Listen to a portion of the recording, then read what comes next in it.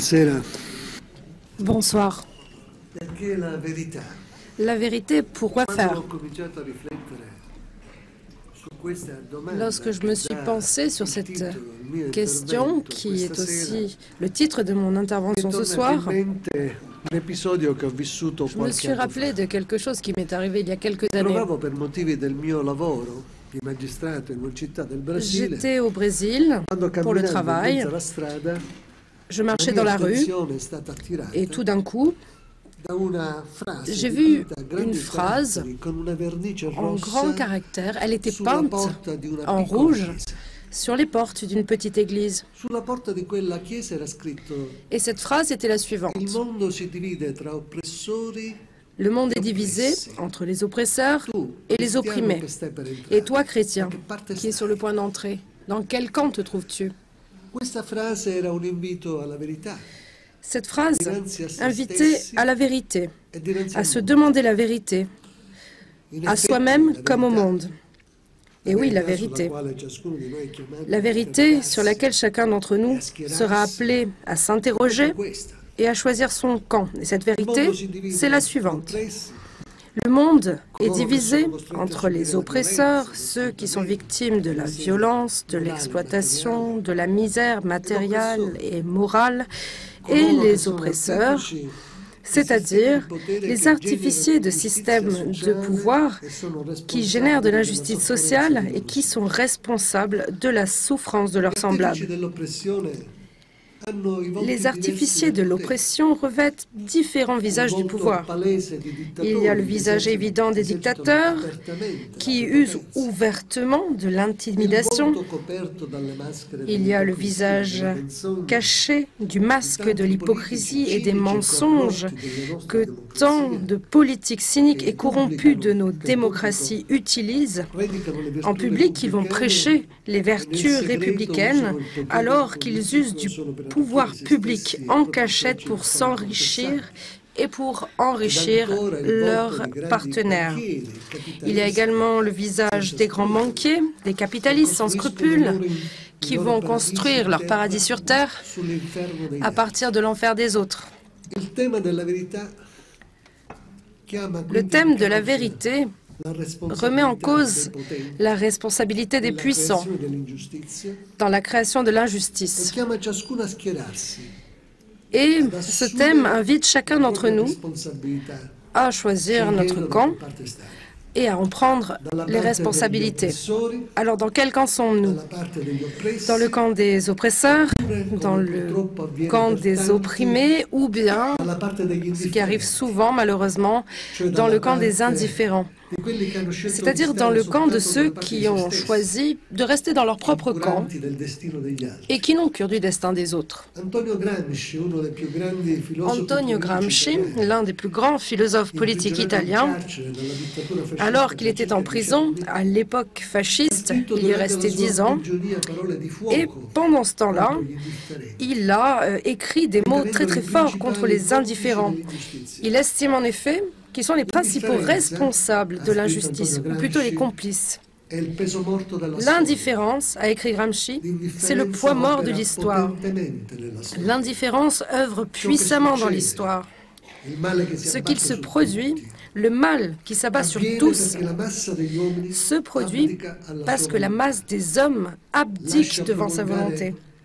le La leggi masse che des solo hommes la laisse rivolta promulguer potrà des abrogare. lois que seule la révolte Lascia pourra salire al abroger. potere uomini che poi solo Il con laisse l'ordinamento potrà arriver au pouvoir rovesciare. des hommes que seule une mutinerie pourra renverser. Je hais les indifférents. Mi dà fastidio il loro Et leur pleurnicherie d'innocents éternels me fatigue. Chiedo conto ad ognuno Je di demande loro à chacun di ciò che d'eux ha fatto e specialmente di ciò che non ha de fatto. rendre compte de ce qu'il a fait et surtout de ce qu'il n'a pas fait. Et là, j'ai l'impression que je peux être inexorable, que je ne peux pas gaspiller ma pitié et que je ne dois pas partager mes pleurs avec eux. Le thème de la vérité et des choix, nous le devons à nous-mêmes, ainsi qu'au monde. Le thème de la vérité est au cœur de l'éthique.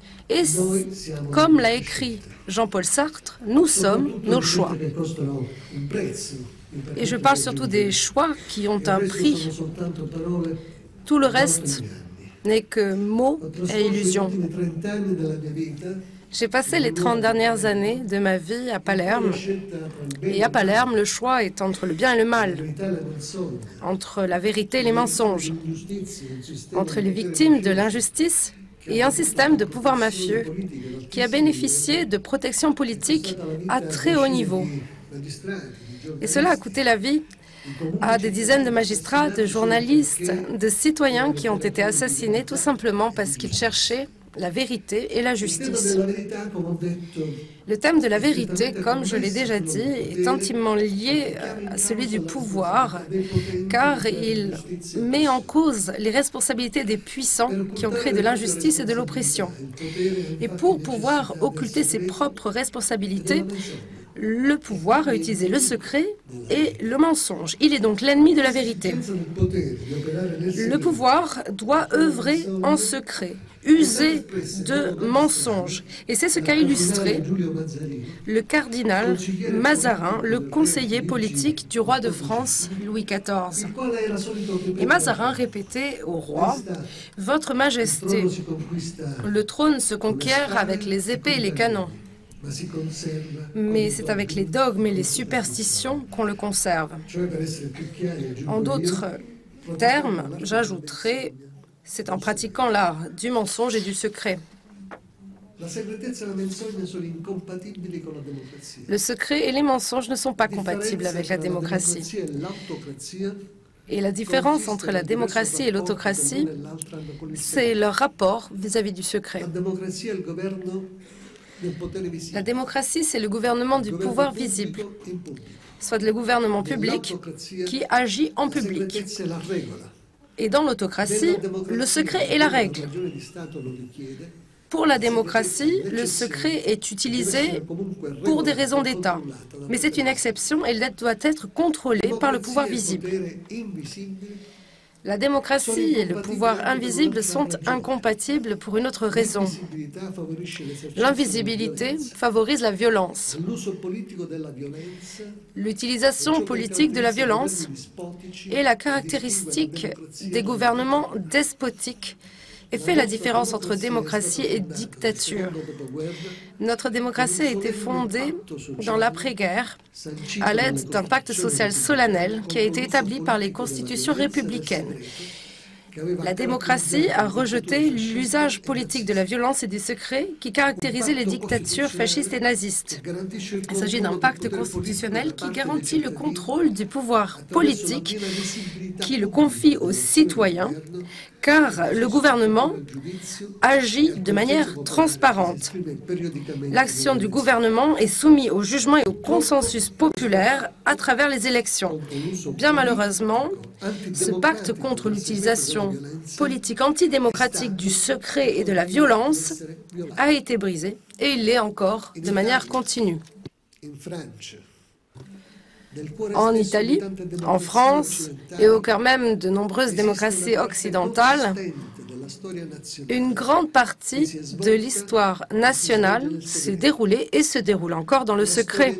Il s'agit d'une histoire tachée de violence, d'homicides, d'attentats qui ont été commandités par des représentants haut placés. Il s'agit d'une histoire secrète d'abus de pouvoir, de corruption et de sombres affaires où sont impliqués des hauts placés de la politique, de l'économie et du monde social. Honoré de Balzac a dit « Il y a deux histoires.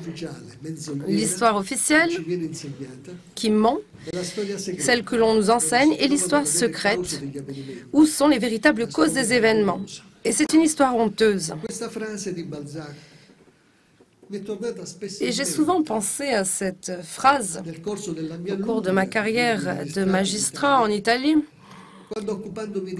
lorsque je me suis penché sur des enquêtes qui portaient sur des infractions, des attentats, des complicités entre des hommes d'État et des mafieux.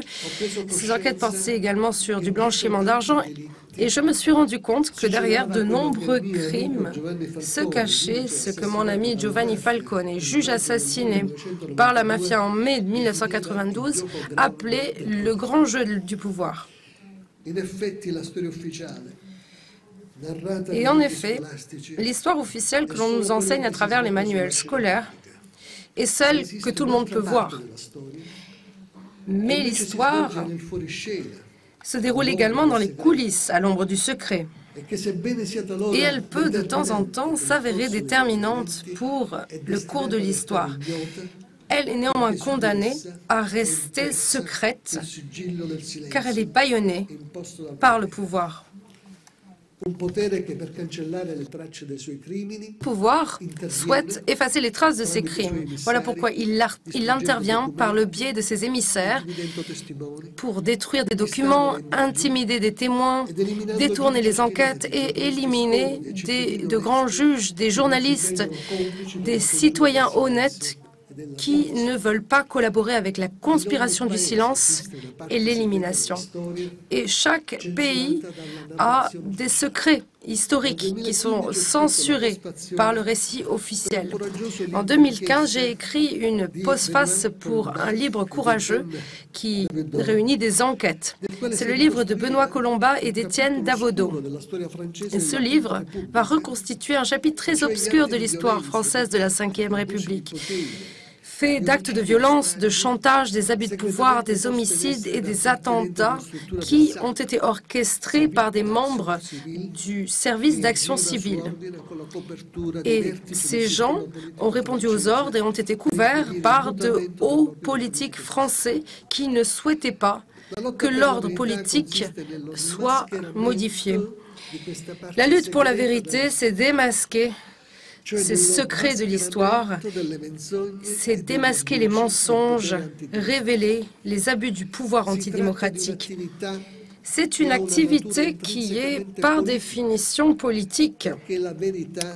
En effet, la vérité déstabilise l'ordre politique. En tout cas, tout ordre politique qui, pour subsister, doit utiliser des secrets, doit cacher ses activités, ses abus, voire ses crimes.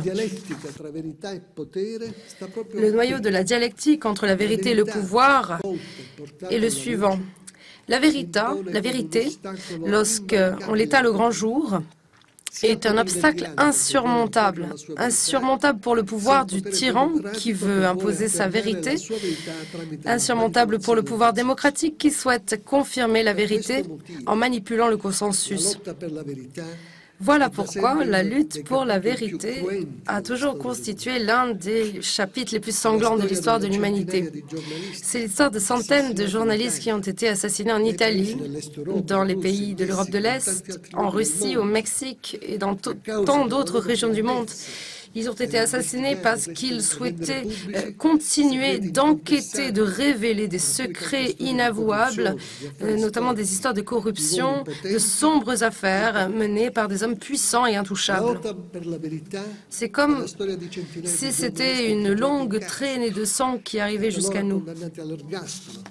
Certains ont été condamnés à la perpétuité, tout simplement parce qu'ils ont osé révéler des secrets du pouvoir. Il y en a 153 en Turquie, parmi eux 3 condamnés à la perpétuité. Il y en a d'autres en Russie, en Chine, en Égypte, au Cameroun, au Bangladesh, et ainsi de suite. Et selon moi, nous devons considérer les journalistes assassinés et incarcérés comme des martyrs modernes de la démocratie, à l'image de nos ancêtres qui se sont opposés aux dictatures fascistes, nazistes et franquistes et qui ont sacrifié leur vie ou leur liberté. La lutte pour la vérité et la transparence, qui sont par ailleurs des ingrédients fondamentaux de la vie démocratique, cette bataille n'a pas pris fin avec la chute des dictatures pendant l'après-guerre. En effet, de nouvelles dictatures, de nouveaux pouvoirs autocratiques et oligarchiques qui ont pris la forme d'une démocratie vide de sens menacent nos droits et nos libertés.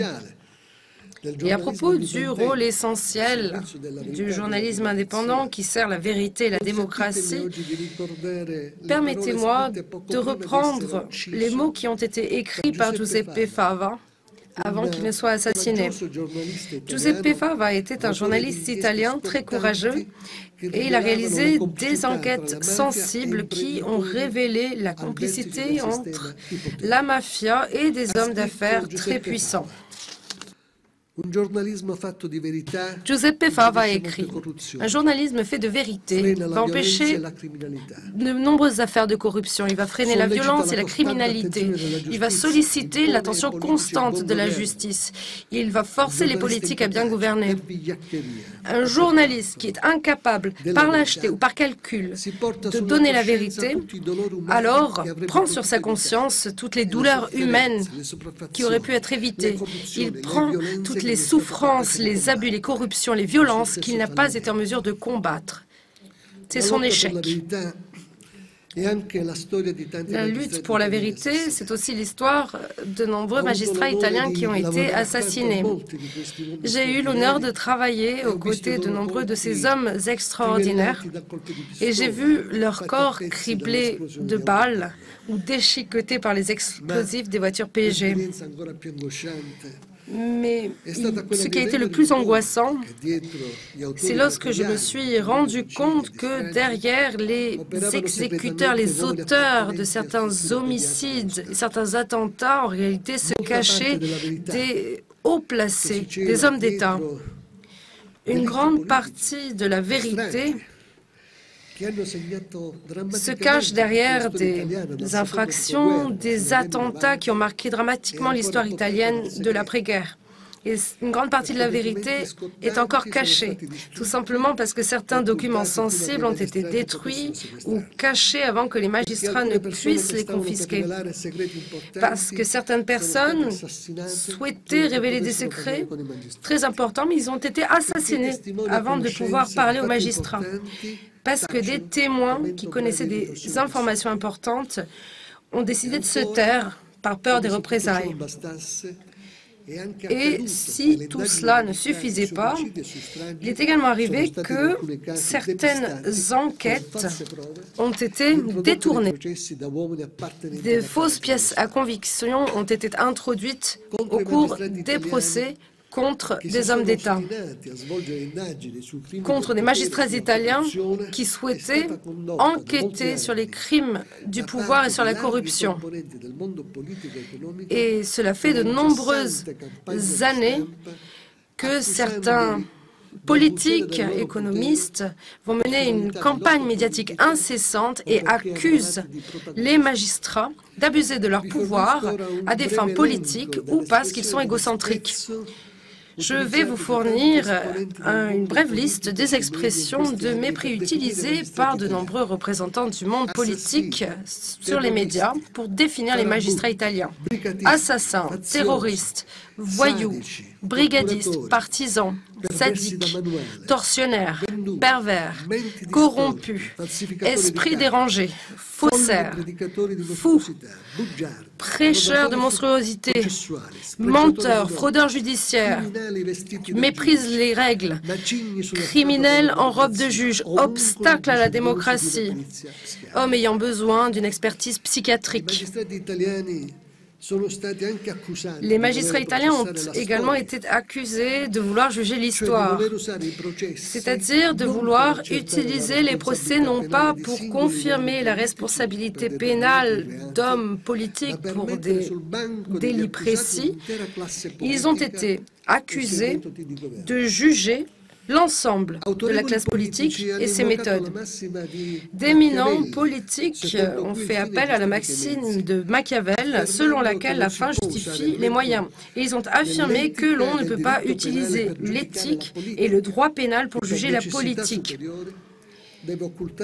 Et que l'on doit occulter la vérité, se salir les mains et agir dans le secret et dans le mensonge. Ici, il ne s'agit que d'alibi. En réalité, les magistrats italiens n'ont jamais voulu faire de procès à l'histoire ou au pouvoir. C'est le contraire. C'est l'histoire et le pouvoir qui se sont déroulés dans le secret à travers la violence et le crime. Bien, ce sont eux qui sont entrés dans les procès italiens pour corruption, pour complicité avec la mafia.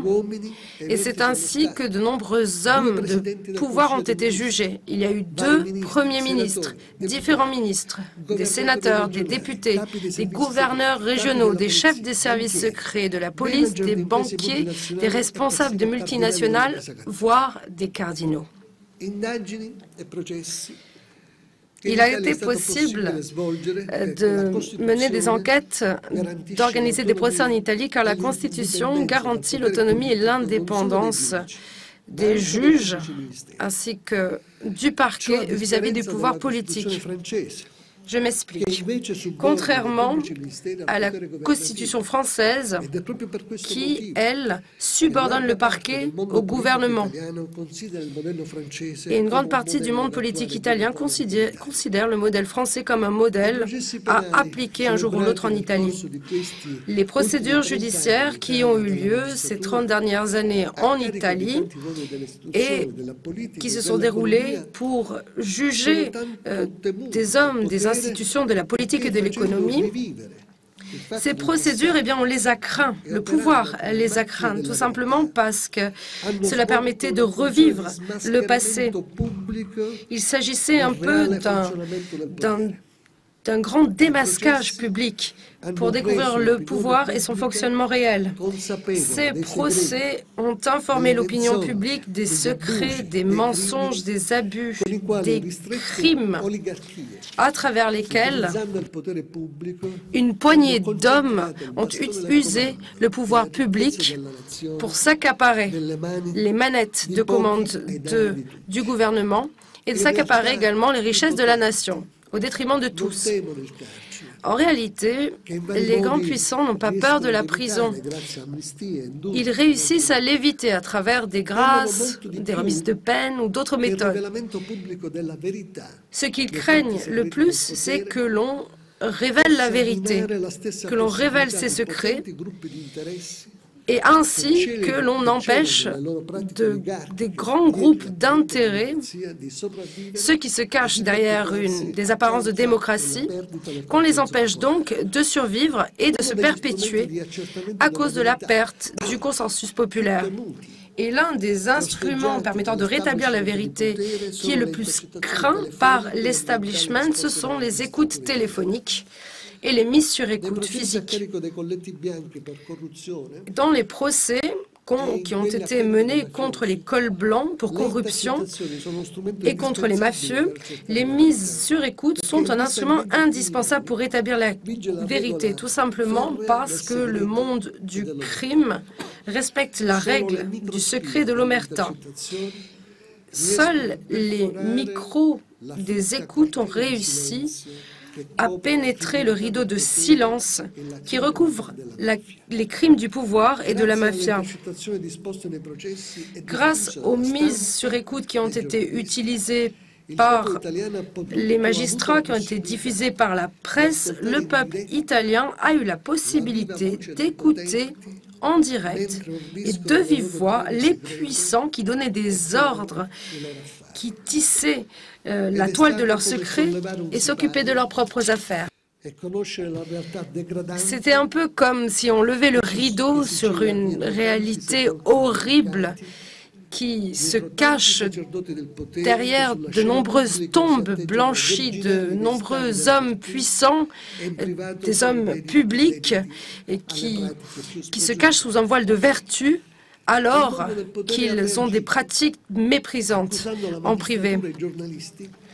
Le monde du pouvoir a réagi, il a accusé la magistrature et les journalistes, il les a accusés de violer le droit à la vie privée et il a invoqué une réforme législative pour empêcher l'opinion publique de connaître le contenu des écoutes qui ont été utilisées par la justice, même s'il s'agit de faits d'intérêt public et institutionnel. Fin 2017, cette réforme a été approuvée et elle remet en cause la liberté de la presse et le droit des citoyens à être informés. L'establishment a réagi vis-à-vis des magistrats, mais aussi des journalistes indépendants, vers les auteurs d'enquêtes qui ont révélé des vérités qui dérangent le pouvoir. Ils ont ainsi alimenté le développement de la conscience critique de la nation vis-à-vis de la corruption. Et énormément de journalistes italiens célèbres ont été exclus des chaînes télévisées d'État qui sont contrôlées par le pouvoir politique, tout simplement parce qu'ils ont été considérés trop indépendants et donc incontrôlables. Différentes émissions d'investigation de succès ont été annulées ou réduites, tout simplement parce que leurs reportages révélaient des vérités qui dérangent. Ce n'est pas par hasard que selon le classement de l'ONG Freedom House, l'Italie se trouve à la 62e place au monde en termes de liberté de la presse. L'exemple italien fait office de symbole, car il est le terreau de la recherche, de la dissimulation de la vérité. Il s'agit d'un front stratégique sur lequel nous menons une lutte. Il y a une lutte pour le pouvoir et le futur de la démocratie est en jeu. Et cette lutte, elle bat son plein en ce moment et elle est caractérisée par la crise mondiale des régimes démocratiques, par la croissance mouvementée des inégalités des pouvoirs oligarchiques. Et j'ai beaucoup réfléchi à la crise démocratique française. Et mon ami Edoui Plenel a défini la démocratie française comme une démocratie de basse intensité qui se cache derrière les apparences de la stabilité, une stabilité garantie par notre système présidentialiste, soit la seule monarchie élective européenne où la volonté de tous est remplacée par les choix d'un seul individu. Un référendum a été organisé en décembre 2016 en italien et les Italiens ont voté en grande majorité contre la réforme de la Constitution. Cette réforme avait été proposée par le gouvernement. Le gouvernement souhaitait mettre en place un modèle similaire au modèle français, c'est-à-dire qu'il souhaitait concentrer les pouvoirs de l'État dans les mains du chef du gouvernement et affaiblir le Parlement et la souveraineté populaire. Dans certains pays, les ennemis de la vérité sont découverts car ils utilisent des méthodes violentes comme l'homicide ou l'incarcération pour protéger leurs secrets, pour intimider ceux qui souhaitent dévoiler la vérité.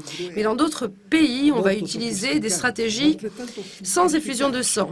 Ce sont des stratégies plus sophistiquées mais efficaces pour cacher les agissements du pouvoir public qui sert les intérêts de grands groupes d'intérêts. Une poignée de milliardaires oligarques ont pris une partie du contrôle de médias nationaux et internationaux dans les démocraties occidentales. Ils ont créé des oligopoles qui vont imposer à l'opinion publique leurs propres priorités. Ils vont sélectionner les actualités qui sont diffusées, ils vont mettre de côté celles qui ne plaisent pas aux puissants du monde politique et économique et ils vont attirer l'attention sur d'autres faits. On peut donc ainsi orienter la construction du savoir social et on assiste à de véritables opérations de distraction de masse et de leurre culturelle. Et ainsi, la politique, comme le disait Paul Valéry, devient l'art d'empêcher les gens de se mêler de ce qui les regarde. Mais il existe une autre stratégie sophistiquée. Il s'agit de remplacer le journalisme d'investigation qui souhaite attirer l'attention de l'opinion publique sur des faits qui sont exacts et importants par un journalisme de pur divertissement qui va s'éloigner de l'exactitude des faits et la remplacer par un bavardage des opinions différentes que l'on va mélanger et cela va donner au public l'impression que la vérité objective n'existe pas et que tout est discutable.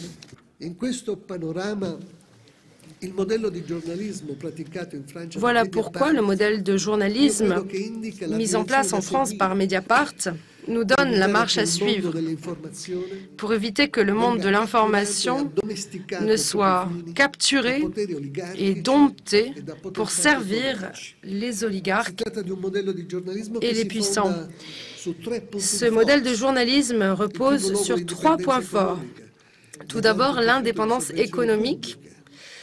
Il n'y a pas de subvention publique, il n'y a pas de financement de la part du grand capital, il n'y a pas de publicité.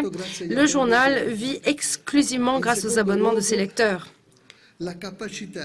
En second lieu, la capacité de tirer parti de la technologie numérique moderne pour servir la meilleure tradition de journalisme professionnel d'investigation.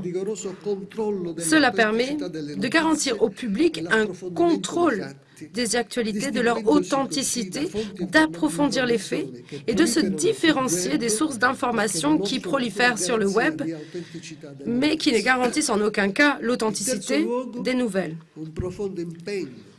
Le troisième point fort, c'est l'engagement fort vis-à-vis de la défense de la démocratie, et cela à travers des opérations de vérité qui vont révéler les mensonges, mettre au jour des secrets.